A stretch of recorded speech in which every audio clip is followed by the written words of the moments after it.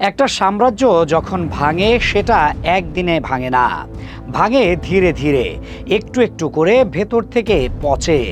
Roman সাম্রাজ্য ভেঙেছিল, British সাম্রাজ্য ভেঙেছিল, আর এখন বিশ্বের চোখের সামনে যা ঘটছে তা দেখে ইতিহাসবিদরা বলছেন আমেরিকার সেই মুহূর্ত এসে গেছে। ইরানের বিরুদ্ধে সামরিক শক্তি ঢেলে দিয়ে হুমকির পর হুমকি দিয়ে মিত্রদের চাপে রেখে শেষ পর্যন্ত যা পেয়েছে ওয়াশিংটন তা বিজয় নয়, অপমান। ইরানের পায়ের কাছে মাথা নোয়াতে বাধ্য হয়েছে সেই আমেরিকা, যে দেশ একসময় শুধু ভ্রু কুঁচকালেই ছোট দেশগুলো কাঁপত।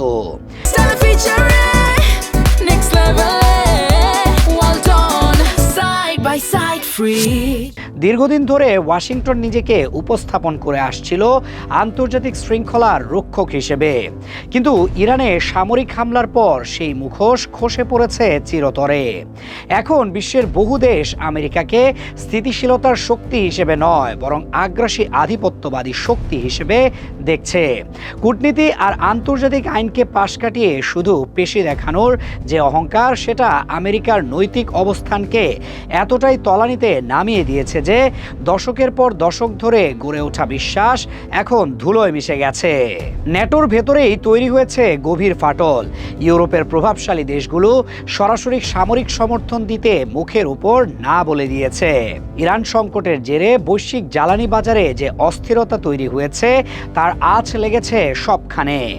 তেলের দাম বেড়েছে, হরমুজ প্রণালীর মতো গুরুত্বপূর্ণ বাণিজ্য পথ হুমকির মুখে পড়ায় আন্তর্জাতিক বাণিজ্যে নেমে এসেছে গভীর অনিশ্চয়তা।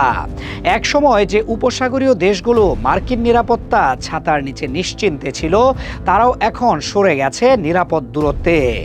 শক্তি প্রদর্শন করে নিয়ন্ত্রণ প্রতিষ্ঠার যে দম্ভ, সেটা বিশ্ব রাজনীতিকে শান্ত করেনি, বরং আরও বেশি অস্থির করে তুলেছে এবং প্রমাণ করে দিয়েছে যে আমেরিকার হাতে এখন আর সেই ক্ষমতা নেই। ভেতরে ভেতরে আমেরিকার নিজের ঘরেও আগুন জ্বলছে। উচ্চ ব্যয়ের এই সামরিক অভিযান দেশটির ভেতরে রাজনৈতিক বিভাজনকে করেছে আরও গভীর, কিন্তু সেই কৌশলও ব্যর্থ হয়েছে। কারণ পচন যখন শিকড়ে ধরে, তখন বাইরে রং লাগালে কিছু হয় না। ইরান যুদ্ধ এখন আর শুধু একটি সামরিক সংঘাতের নাম নয়। জোট ছুটে গেছে, মিত্র সরে গেছে, অর্থনীতিতে চাপ বেড়েছে, আর বিশ্বের চোখে নৈতিক অবস্থান পৌঁছেছে তলানিতে। রোমের পতন হয়েছিল ধীরে, কিন্তু যেদিন হয়েছিল সেদিন কেউ বুঝতে পারেনি যে এটাই শেষ দিন। আমেরিকার সেই দিন কি এসে গেছে, নাকি আরও খানিকটা বাকি আছে? সেই প্রশ্নের উত্তর হয়তো ইতিহাসই দেবে, কিন্তু ইরান যুদ্ধ সেই উত্তরের দিকে বিশ্বকে অনেকটাই এগিয়ে দিয়েছে।